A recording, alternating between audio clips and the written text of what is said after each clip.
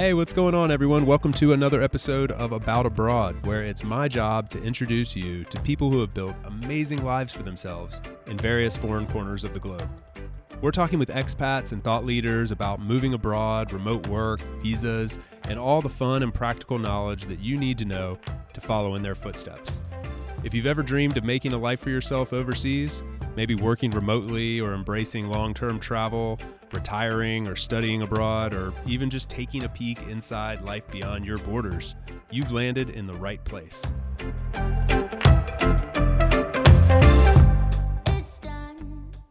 My guest today is Chris Cerra. He's the founder of RemoteBase, a product that I am really excited about, definitely up and coming in the world of nomads, slomads, expats, people who are looking to spend significant amount of time in various places around the world. He's originally from the UK.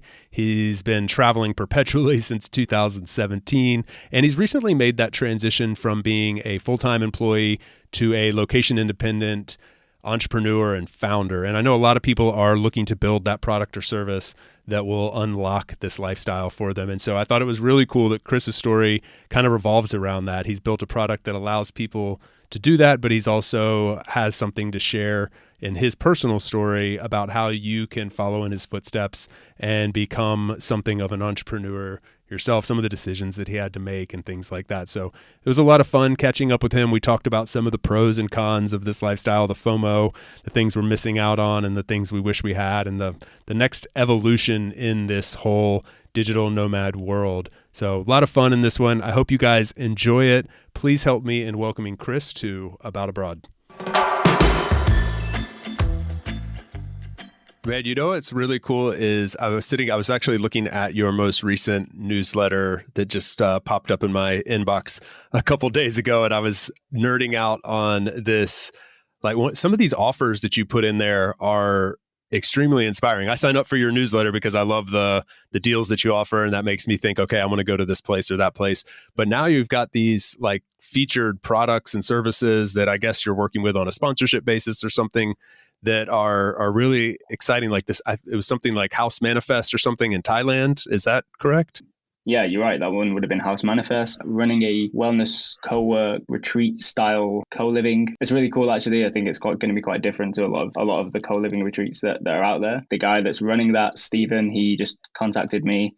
Obviously, with RemoteBase, we're kind of building this audience of people who are just in. The reason they're here is they're here to find out about accommodation deals for digital nomads and traveling remote workers. So, when people want to fill a co-living retreat and they find RemoteBase, they're like, hey, maybe we should put this in front of the RemoteBase audience. And I'm like, yeah, you're right. Yeah. We absolutely should. That's a great idea. So yeah, I always like to try and find out a little bit more about what they're offering and like why it's special. Like, is it really good? I feel kind of protective. I have this like parental protection thing over the RemoteBase audience. Like I don't want to throw junk in front of them. So yeah, I always like to do some diligence and find out what's going on with the different, the offering basically. But no, Steven's running a really cool retreat in Thailand. He's done a couple more. I think in the past he ran in Bali, and then they also ran in, I want to say Lisbon, definitely in Portugal somewhere. I think Lisbon. And yeah, now they're kind of taking what they know they're really good at, and yeah, they're taking that magic to Thailand, and they're going to run 1 month in Chiang Mai and 1 month in, I think, Pattaya. So yeah, that'll be really cool. But I'm glad you like that. I'm glad that you saw that and it came up, and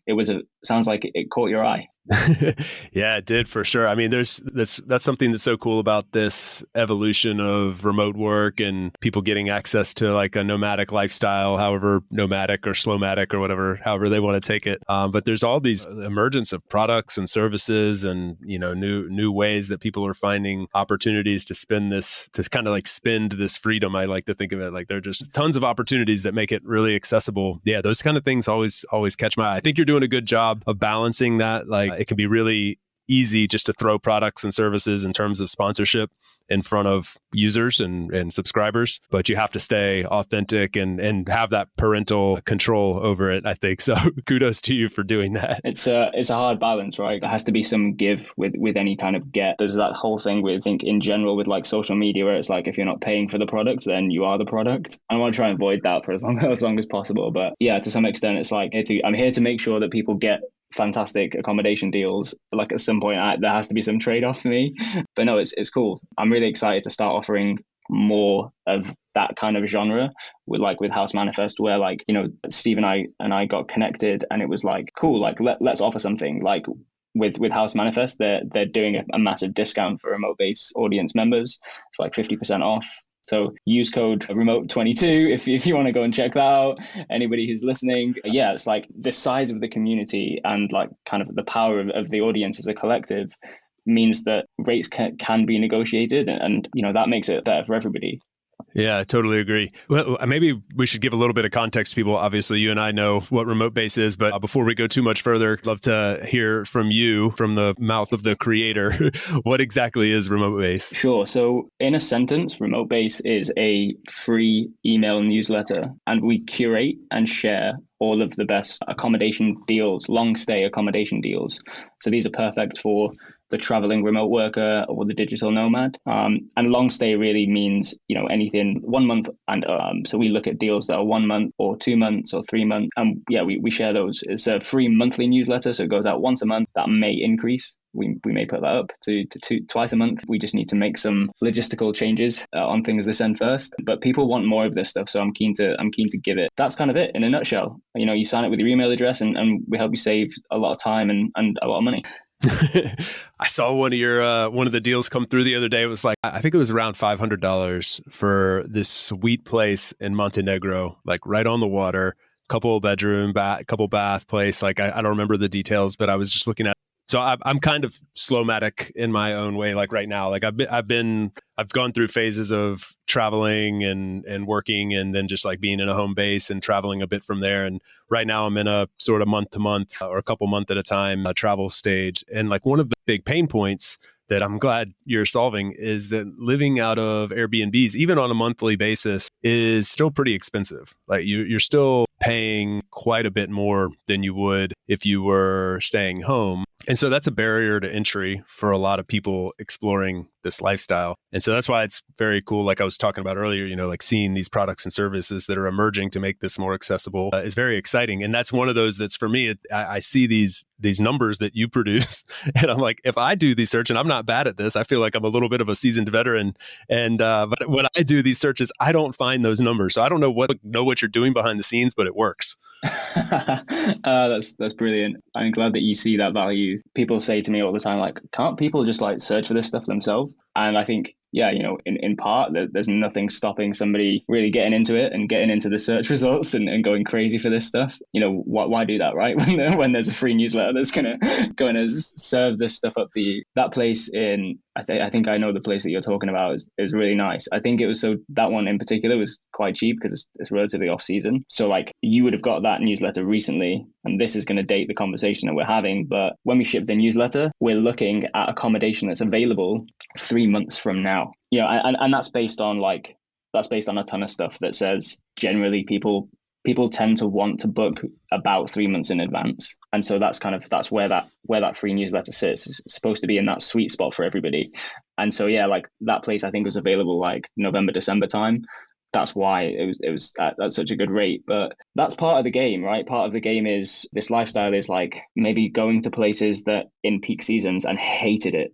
People say, oh, I don't want to go out of season. And actually, I think once you do a couple of like peak season episodes, you kind of tell yourself, okay, let's look at shoulder season. Let's look a little bit outside and further and further out. And before you know it, it's you're in the off season and you've unlocked some pretty insane discounts. We are able to find some peak season stuff too. It's really just about what's there. RemoteBase is a curation service. So we're going to find all of the stuff that's available. We can't guarantee that certain stuff is there. People say to me all the time, like, hey, like I'm going to be in this place, and can you give me this is my budget for this place, and I need somewhere for this date, like exact dates. And I'm like, no, like, of course I can't do that. Like we part of what I say is like, we're never going to be a booking platform. We're never going to be like a property owner or a property manager. Like we're just there to take what's available and show you the best stuff. And you'll have seen this over the last couple of years, maybe, right? Like this explosion in platforms that offer, like the explosion in, I think co-work is supposedly going to grow by like 55% in the next year. There's tons of new platforms available for this stuff. Like people can't Airbnb's got 7 million listings on it. Like that's enough by itself for one person to look. I can possibly keep on top of all of the new platforms that come and go as well. It's really difficult. So you just want to take some of that stress away and make it a little bit easier to just find somewhere good at a reasonable price, please. that not just about price from what I gather too, but you're also looking at like the quality of the Airbnb for this particular type of traveler, right? The people that are going there for a month at a minimum are going to be working. They want a good, workspace. They want to be in an area where they're going to have access to certain services. There's a big difference between like going to a hotel resort or something versus like going and living this lifestyle. And so I like that you're also curating for that type of traveler. Yeah, absolutely. Yeah. It's super important, right? Like anybody who's done this, maybe they've made some of the mistakes, right? Some of these rites of passage where you arrive at the place and you're like, wait, I can't do laundry here. Like, and it's because like, the host has basically built the space. So, it's built for weekend city breaks that no one's going there for an extended period. And now you've got hosts trying to like install washing machines and like proper kitchens in places to kind of capture this market. It's really interesting. The kitchen part is always a funny thing to me too, because like on Airbnb, you could I think the host checks a box where it's like, is your kitchen equipped, basically? And like people who are living this lifestyle, they're going to cook a lot of their meals. And so you go to some of these places where it's like, yeah, fully equipped, and they have like 2 forks, 1 plate, and no glasses. And you're like, all right, great. No pots or pans, no spices, none of these things. And you're like, all right, well, I got to go buy all these things now. I wouldn't call this fully equipped, but my girlfriend, she loves to cook, so that is very high on our list of kind of criteria. It's like, is this going to be a good place to cook or not? Yeah, fully been there. I actually, it's one of the things that I also, I'm looking at like hundreds, maybe thousands of Airbnbs and different listings all the time. So one of the things that stands out to me is when a host goes that next level and they'll give you like a floor plan, or they'll give you like a photo of the cutlery drawer open so you can see everything. You're like, oh, okay, we got like 8 forks in here, like we're good. Yep, that is next level and appreciated for sure. For people that are living out of Airbnbs, like that's very much so appreciated. I don't know, is there another level above Superhost? Like they have Superhost, which I feel like anybody with a pulse can get now. Then there should be like another level for like, okay, no, yeah, you're fine, but like what's the next level people can get to when you do those kind of things? Because I mean that's really appreciated by people that even you're calling this your home for. Well, I'm living in an Airbnb for 4 months, like that basically is my home, and that's it's nice when you're going to have some of those things that are more homey.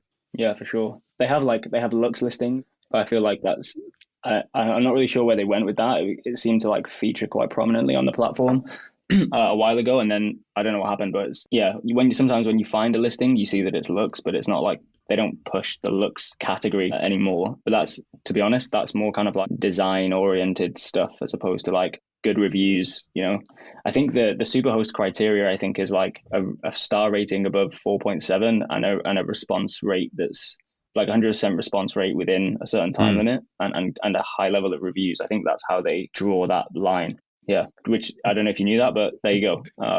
Maybe it's good to know. I didn't.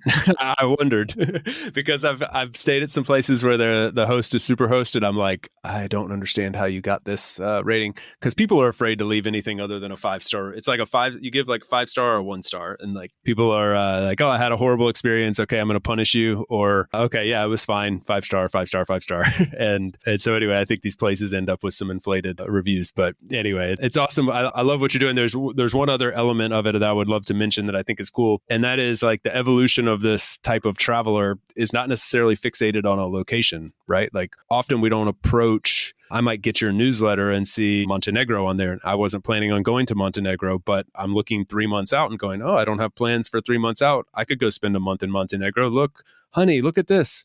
RemoteBase just sent me a $500 a month place in Montenegro. Want to go? And like that, and that is the reality for a lot of people now. And I know Airbnb made some switches recently to the platform, which kind of allow for that more like, you don't have to start with a place in mind. When you start your search, you can start with more like the theme that you're going for, or are you going for mountains or rivers or chalets or castles or beachside or whatever. And then it kind of populates places for you. And I feel like RemoteBase kind of does that in a way too, by you guys send me this email and it's got these places on there that I'm like, I don't really have to start with Thailand on my mind. I just see this awesome offer and now I want to go to Thailand. Yeah. And that's a fun thing to think about because it's accessible for us now. It's possible. Yeah, I'm so glad that you mentioned that. You're right. Like it's more and more accessible, and I always wanted it to be as much of a like inspirational type kind of email to receive as much as like just a knowledge download of like go here. And I want people to kind of look at it and be like, oh yeah, like wouldn't it be whimsical if we just decided to go there for in 3 months time? And like this is perfect for you. Like I've heard you talk about basically being on the continent, being in Europe. And like the magic that is created when you can just pick to be in basically in another world in a couple of hours, 2-3 hours, and it's like, okay, totally different vibe altogether. So it's not even difficult. It's all like kind of right there at the fingertips. And these are like tools like RemoteBase and others that are emerging to unlock that power even a little bit more and make it just a little bit more available to us is like really lights me up, because I think we're just going to continue to see more and more of this that makes this lifestyle easier for people. You see a lot of services emerging to help like families, become more nomadic and live that lifestyle for people who want to continue traveling or exploring new places. You see tools and other services, just kind of like making it easier to get visas or making it easier to find housing, or all these things just make it so much more accessible, which I think is just like democratizing this whole opportunity. And I think there's something really special about that I think flies a little bit under the radar of what most of us are thinking about in terms of like, oh, cool, I can travel and work now. That's the tip of the iceberg, but there's a lot more underneath. I like to think of it like a toolkit, right? So like, you have, you basically have these, like you said, right, all these different tools, all these different providers. You're in the game of speaking to these people all the time. So, you've got visas from Danish, or you've got like the family thing with legal issues and tax and everything else with like Wanderers Wealth or with John Lee. And then like, even if this is an aspirational thing and you want to do it, but you don't know how to break into it, there's tons, there's millions of job boards now, or you can go and do courses to learn about how to kind of create a job for yourself in this space. You've spoken to all these people, right? Like Hannah Dixon or like Andrew Williams and Mitko, like all these people basically building things, which I think they're creating a belt for everyone. And it's just like you strap this tool belt on, and then like you're ready to go out into the world and be this digital nomad. And I don't know, I feel bubble wrapped a little bit when I know that I've got all these tools to rely on, because I've been working remotely since like 2017, and it's like if you go back that far, some of this stuff wasn't as available, or it wasn't as accessible. Whereas now it's right there, and like everyone can get to it. It's great. I love thinking about it as a tool belt. That's like ingrained into my mind now. Like I can see you're strapping on your digital nomad tool belt and you're ready to go. You just need a cape, right? Yeah. And then that's it. You're right. I had the same vision. I was thinking cape also. I was like, I need a drawing of this now. What's a little bit of the backstory here? I mean, I'm imagining that you built this product to scratch an itch that you had. Is that fair? I genuinely don't know, so I'm curious. A little bit. It wasn't so much an itch. Like I guess I just didn't really know that it was a thing. Like going back to like when we started doing this, when I started to basically go from remote worker in a place, transitioning into remote worker who was going to travel. At the time, myself and my girlfriend, we were doing it together, and it was quite a fast-paced thing. We were traveling to a lot of places in a short period of time, and after a while, right, it's just not sustainable. So as we slowed down, we realized there's this inflection point where you book for a month and it costs you less than what it costs to book for 2 weeks because the discount is so big in some cases.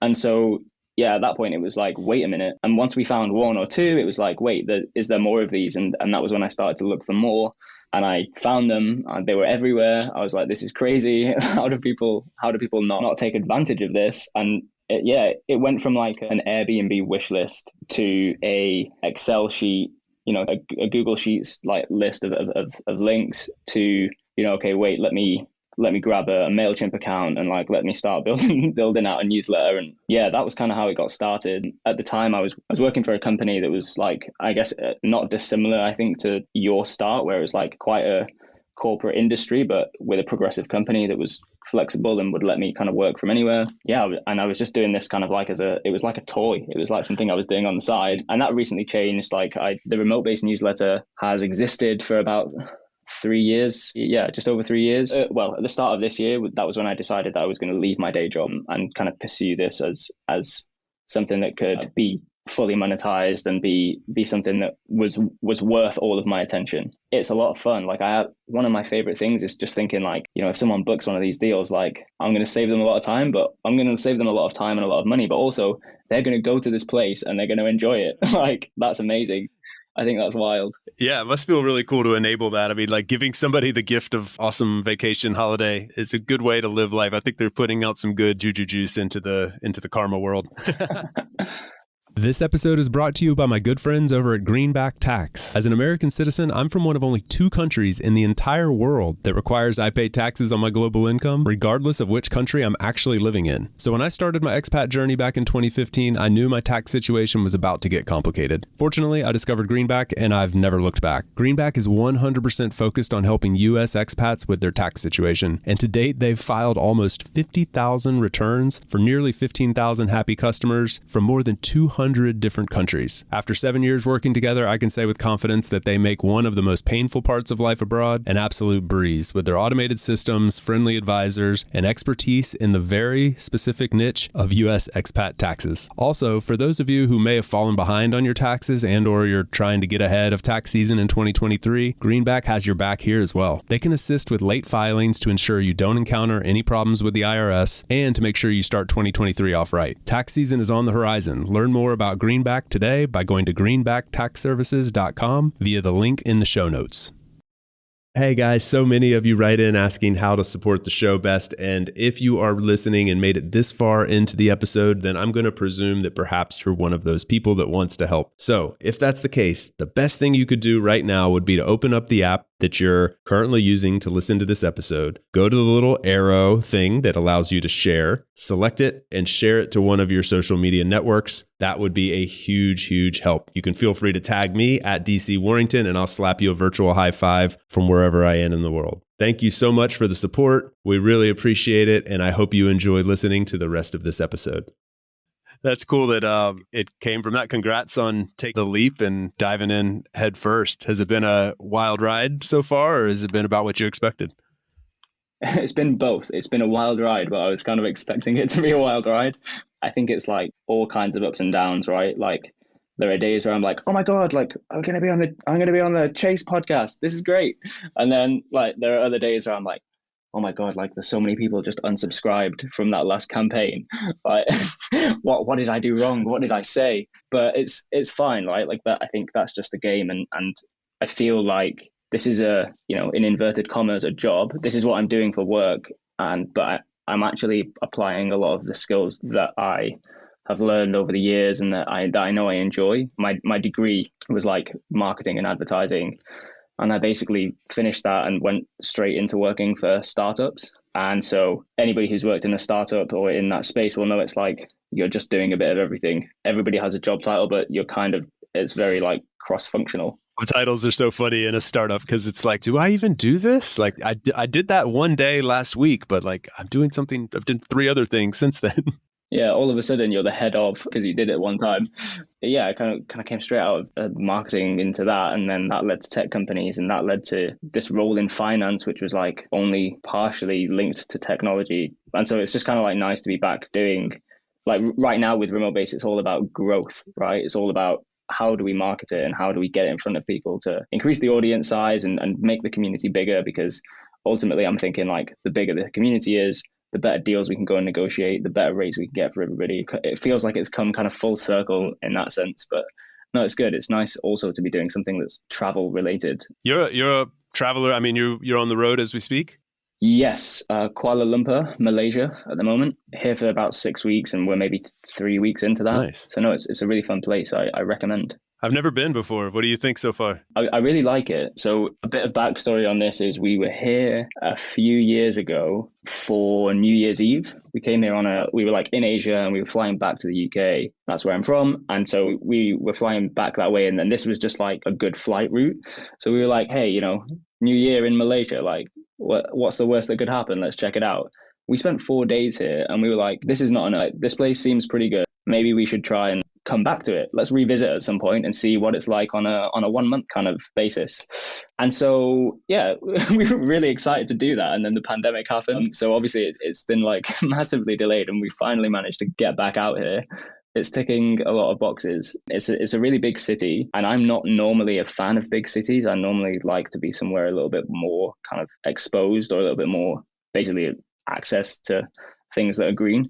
But Malaysia has quite a little bit of that. KL in particular, that even like right in the city, there's some good spots of green for you to go and be in. I don't think it's very walkable, but they have really good like infrastructure and transport and stuff like that. So it's like all things, it's pros and cons, and the grass is always greener, right? Like I know that when I'm next somewhere really rural and like outdoorsy, I'll be like, oh, I just want to like order some food or something. It goes around, doesn't it, in circles. I'm sure you know this all too well. Too well, man. Yeah, I mean, you want what you can't have. I was talking with someone about this recently. I'm actually drawing a blank now on whether it's like in an episode here or just in casual conversation with somebody, but there's this like annoying level of FOMO when you travel a lot and you spend like a lot of time in different places. So when you're in Kuala Lumpur and you're in this like mega metropolis and you want green and nature, and then as soon as you get to green and nature, you're like, oh, I miss the buzz of the city, and you just go through these like waves of wishing you were back somewhere else where you just were recently, or where you have on the horizon. You kick yourself because you're like, no, enjoy the moment, enjoy this. Like this is exactly what you wanted, and I'm totally going through that right now, actually, like kicking myself forward along the way. It's like a guilt, isn't it? Is that what you mean? Like I kind of feel like we're really privileged to be able to do this. Why can I not just? It feels ridiculous. And like, and you can't complain to anybody about it, because I mean, you just sound even more ridiculous. Like, oh, I'm so sorry you're spending a month on the beach and you wish you were in the mountains. Like, shut up. Nobody wants to hear that, so you just keep it to yourself. But I mean, it is what it is. I talked to hundreds of people who have that experience, and it does seem to be kind of the norm. I guess it's a little bit human nature. Like you want what you can't have. But yeah, there's a level of guilt where you're like, I know I'm totally privileged, and it makes no sense to complain about this. The same goes for like, I don't know if you've experienced this also. Like there are like downsides to this lifestyle, right? Like a significant one might be like being far away from your family, for instance, or being missing out on certain things that are happening back home, weddings or birthdays or whatever it might be. And, like sometimes thinking like, oh, maybe I should just be like back, quote unquote back, and having that level of FOMO, or feel like the feeling that you're missing something. But at the same time, like you actively chose to create this lifestyle for yourself, went through a lot of effort and work and sacrifices to make that happen. So it feels ridiculous to like quote unquote go back sometimes. Yeah, these things are real. And I think like probably go a bit unspoken, because it does sound ridiculous to say out loud to somebody, from the outside looking in. There's a few things to touch on there. I think that, like, as you were talking, things were coming to me. So the first one is like, yeah, absolutely. There are times where I kind of things that I miss, or things that I can't have because I'm not fit in any place, whether that's in quotes home or not, somewhere else random but just fixed. For me, that's like having a dog. I know you have a dog, and I've heard you talk about like you don't want to fly them. You don't want to do that. 100% with you. I'm like, it's not. I would love to have a dog, and I know it. Although it's a logistical nightmare, it's possible to live this lifestyle with a pooch, but I just don't think it's fair, right? And it's like, and this is one of those things that happened. Thankfully, I've not had like major loss while I've been away. Probably the biggest loss that I've had while I've been away was the family dog, which I grew up with the family dog, and I was in Portugal last year and the dog died, and it's a horrible thing, right? But yeah, you put yourself through the ringer a bit and say, oh, is this right? Is it wrong? Ultimately, you come out the other end exactly how you've just said, and it's like you've chosen. I didn't choose the digital nomad life. It chose me. It takes work and sacrifice. And sometimes I think it's really easy for people to look at a lifestyle like this from the outside and be like, oh, you just look like you're always on holiday. Or, you look at it through the Instagram lens of whoever it is that's popular right now. And you say, oh, that looks really easy. But it's hard work sometimes. It's not easy. It's a choice. You have to constantly make the choice, like anything. Personally, I think one of the biggest things that this kind of lifestyle builds in an individual is resilience. Because that you cannot guarantee that anything is going to be what it says it is, or where it says it is, or when it says it is. It's, you've dealt with like immigration forms and all of that stuff for kind of like moving in a long-term sense. and it's chaos. It's complete carnage, some of this stuff. So yeah, you have to kind of say, I chose it, I want it, this is what it's about, and I'm doing it. And then the other thing is, if you do go back, this was the last thing that I wanted to address there on this, is like, don't hate yourself or feel like this is some kind of failure. So many people have who I've spoken with over the years, even people that I know from a long time ago, ask, and they're really curious. They're like, oh, do you ever want to go back home? Like, would you ever feel like you were quitting? Or like, I would love to do it, but I don't know if it's right for me. What I say to them is just try it. Like, people see that it's a lifestyle change, and they think that means it's permanent, and it isn't. Like, you can do it. You can go for 1 month with a great discount, by the way, and try it and see if it's really good. And if you hate it, then you know. But like, at least then you know.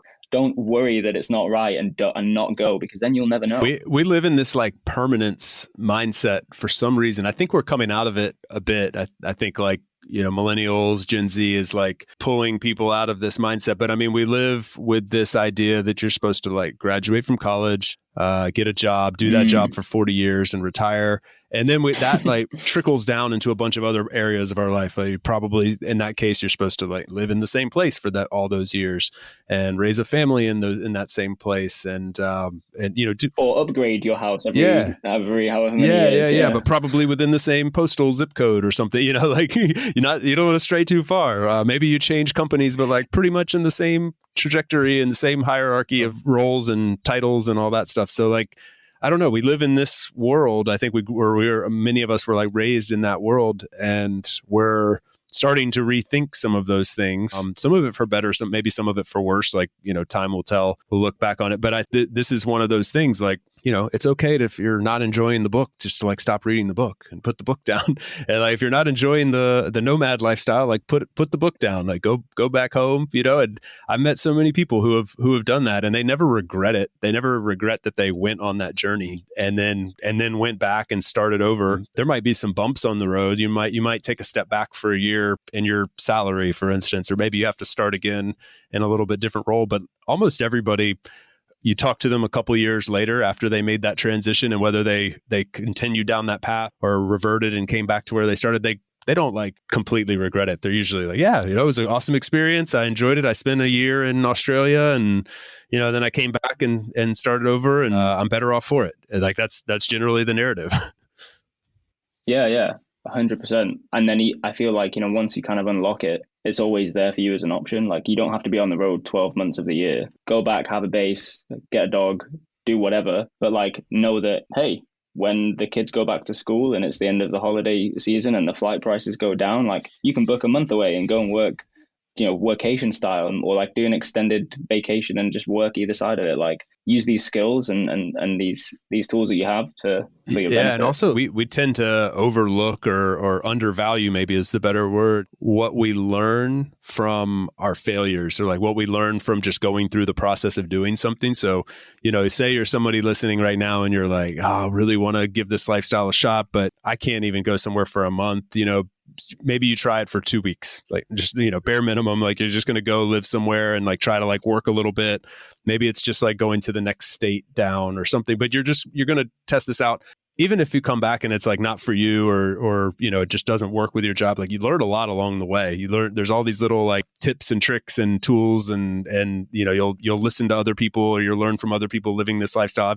I've run into people who went and spent like a month living at a co-living. They didn't have a job. They just were like, I'm going to go and like surround myself with people who are living this lifestyle. And the connections they make, the little hacks that they learn, the like education that you absorb just kind of through osmosis, just by being in that environment, is super valuable. And like we say this a lot, and you hear it in startups all the time, like, well, even if it fails, we'll probably learn something really interesting along the way. And we say that all the time at Doist. And I think that's true, and like important to remember in all aspects of this journey that you're going on. Like, you might go to a country where you're like, I don't even really want to go to this country, but you go there and you experience it. Like, what you're going to learn along the way is probably going to be really valuable and applicable somewhere else down the road. And so, I don't know, it's important to keep that in mind. Yeah, I think I couldn't agree with you more. I'm running this newsletter. I've never run a newsletter before. Like, I'm doing stuff all the time where maybe it's not the slickest way to run the campaign or whatever, but everyone's happy. Everyone's getting the deals. They're having a good time. Yeah, I'm kind of learning on the back end, and it's yeah, it's progression in that sense. I feel like people should never barricade themselves into one way. Like it's like this one way route. Otherwise, like you have to go down several different avenues before you figure out what's right. Give it a go. Yeah. 100%. Do you have anything that sticks out to you as a founder? I guess the reason I ask this question is there's a lot of people that listen to this show that are aspiring location independent entrepreneurs. They're looking for some way to transition into a nomadic lifestyle, or even just like having the ability to go on a workation every now and then. And entrepreneurship, starting your own business, you know, in your case, it's a newsletter, was something that you worked up to being able to do. You were obviously traveling and living a bit of this lifestyle before that, but you worked up to this point where now you work for yourself, you have a business that sustains your lifestyle and is something you're passionate about. So I think there's a lot of people that would envy that position. They would love to follow in your footsteps. Anything come to mind that you would want to share with them if you were sitting in front of them right now? Yeah, for sure. Like I'm just out the gate, right? So I'm not some kind of veteran, and there's the caveat there of like, you know, don't go and quit your job tomorrow, kids. Like just because Uncle Chris said so. Part of this for me was I did a bit of like an off ramp with my day job. I was working this job. RemoteBase was ticking over on the side. I paused everything in the pandemic because it just didn't feel right to be kind of promoting travel. Personally, it just didn't. I was like, I can't do that. The off ramp for me was going from full-time job with this side hustle to then I kind of transitioned. I went part-time at my day job. So I had a little bit more time to spend on RemoteBase, and then eventually kind of, you know, the tides turned and I said, okay, I'm going to completely disengage with this day job. I didn't like quiet quit. I properly handed in my notice and left. And that meant that at the end of the month, like the money fairy stopped appearing in my bank account and depositing funds. So it was really, thankfully, I kind of started monetizing before then, but I probably should have done that earlier. So I think the first thing is try and monetize as early as possible. There's a lot of stuff there that I think is like, you don't think people will buy it, or you don't think that it's good enough, or you don't think that it's ready. And it's just like, no, do it. Like we've just talked about, fail, like fail fast, you know, is the startup mantra. So don't be afraid to do that. And the other thing is, like, I think that with my off-ramp, with my gradual off-ramp, when I was working part-time, I got to this point where I kind of felt like I was doing two things badly instead of one thing really well. And so part of me sometimes thinks back to that time and thinks, you know, would it have been better to stay full-time for another year and try to like get as much funds as possible? Like there aren't any investors for RemoteBase. It's completely kind of bootstrapped. It's just me. I'm trying to do this. I want to maintain control of the whole thing and not get onto some kind of VC treadmill. Like I want to do this for the audience, not for some VC. No offense to any VCs that might be listening. That was one option, right? One option was work another year full-time and then pull the plug entirely. Or the other option was have less funds and pull the plug earlier. And I think that's entirely up to you to do. But I would just consider that like transitioning in the way that I did felt like the safest thing for me to do. And actually, I think it was just, I don't think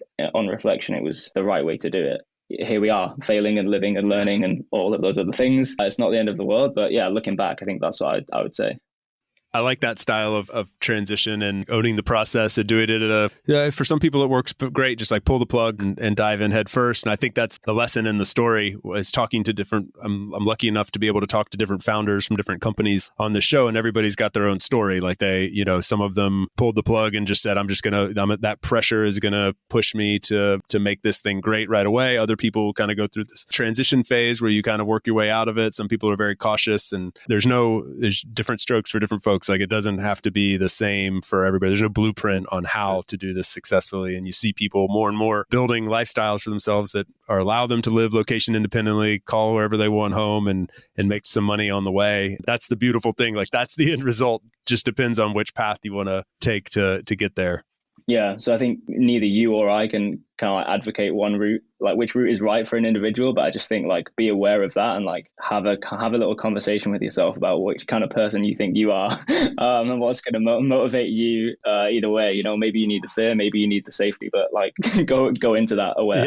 Yeah. What's your lifestyle like now? Like personally, day to day. I mean, you're in Malaysia right now. We didn't even talk much more. Maybe we'll get back to Malaysia, but like you're spending 6 weeks there now. Is that kind of your cadence, and then you hop to a new place, or what does it look like in your life? Yeah, we're here for 6 weeks, and then we go to Thailand after this for 2 months, and so we'll be around there. We're going to go back to Chiang Mai, which is a place that we've been to before that we know we like. It'd be interesting to kind of go back and see that after so long, and the world's changed a lot. So really curious to get back and see there. But yeah, the cadence is like 6 weeks, 2 months. That seems to be like our sweet spot. To be honest, we could probably go longer. And there are certain locations that are just, Thailand is like, we do a 60-day visa and then we go somewhere else. Things like insurance and things like visas kind of become limitations around kind of how long we go for. It also depends how long the overall trip is, because there are times where like if we want to cover like 3 or 4 different places, we'll do 6 weeks in each place, and then at that point it's like you want to have that touch point back at home, or you want to, there's like somebody's getting married in a place that you got to visit, or whatever it is. So other kind of life things happen that require you to up and move. Where possible, 2 months I think is like that's our sweet spot. That's a good sweet spot. You? I would say like 3 months is sort of the sweet spot and ideal. It fluctuates a little bit. Like we did a month and a half in a place earlier this year, which felt like the absolute minimum. And I think 3 months is the right number. And yeah, three even to 6. Like it just, I mean, yeah, it does depend, like some places, you're visiting that you've already been to and you like it, and some of the amenities that are there that just like suit your day to day. So you're like, okay, longer period works. But you mentioned this earlier, and I talk about it a lot. I don't mean to like belabor it, but like it changes with like in my case, like bringing a dog with me and having to like drive there, and all that means like, okay, I'd like minimum 3 months just makes sense. But if I was a little more mobile, I could definitely lower that again. I've done it, like that's been 1 month was the sweet spot for a long time. As I'm getting older, that number's getting longer. It's interesting, right? Like the timeline goes on, because this is really interesting for me to ask, because for a long time I've had this like spectrum in my mind, and the spectrum at one end is like expat, and at the other end it's like vacationer, holiday goer, and it kind of goes like holiday goer, maybe backpacker, then it's like digital nomad, then it's slomad. The final end, it's like expat. So it's like I've seen myself go up the scale, and I feel like, to be honest, I know for sure, because we have conversations about it, this whole lifestyle for us, it is a game. Like we are trying to find the end game. The goal is to have like 3 or 4 different locations that we just put on repeat, and we'll have little bases in each one, and it'll be like when you get bored of outdoors, you go to the sea, and when you get bored of this, you go here. And at that point, when you're on a cycle like that, they'll all feel familiar, and they'll all feel like places that we know, and so hopefully they'll all feel like home, right? So I'm curious for you in this, as you describe that like process of staying longer. I don't know if you consider yourself an expat in terms of like the move from the US to the continent. Like where do you put yourself on that scale? I don't know. Yeah, it is a good question, and I share your dream. Like that's what I think.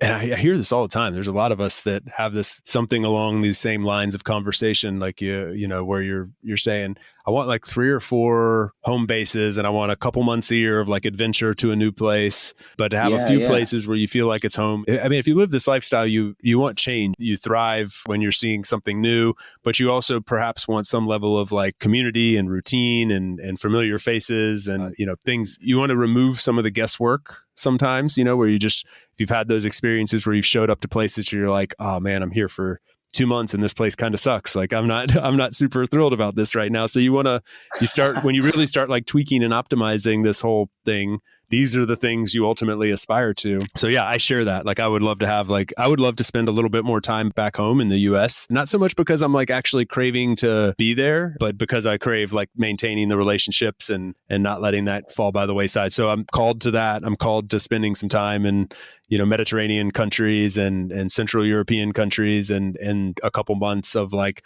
traveling in, Asia and Africa and like other parts of the world that I haven't yet seen. So I'm building that calendar in my head. It's funny you bring it up. Like I'm totally crafting that, and it's a topic of conversation probably daily.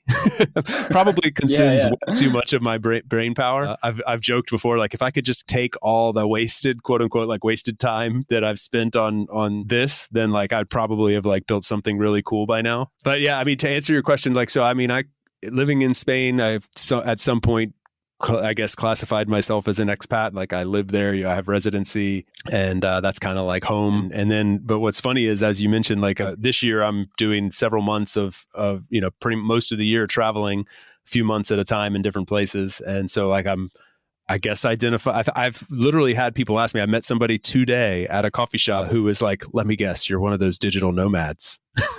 And because he was like trying to understand my story, and I was like, "Yeah, I'm here for a couple months," and he's like, "You got like stationed here for work or something?" I'm like, "No, I just kind of picked it." And he's like, "Wait, are you one of those like digital nomad people?" Like, he hadn't met one of us before, and so that was funny. Like, I was like, "I guess so. I don't know. I'm not sure. I haven't put a label on it, but I guess that's what you might call me." So yeah, that spectrum's interesting. I hadn't thought about that, but that's very true. Yeah, it's like if the shoe fits, then you must be a digital nomad. Yeah, that's really interesting. It actually reminds me of a time I last year or the year before, I was in Porto and we were having dinner at this restaurant. The restaurant's called Chama, Chama. Anybody listening who's even near Porto, go. It's amazing. Like you just go. Don't ask any questions, get there. We were sat having dinner, and the couple on the table next to us, it's a very kind of like interactive dining experience. It's really unique. Go. We got talking to the couple seated next to us, and it came up in the conversation like, "Oh, what do you do?"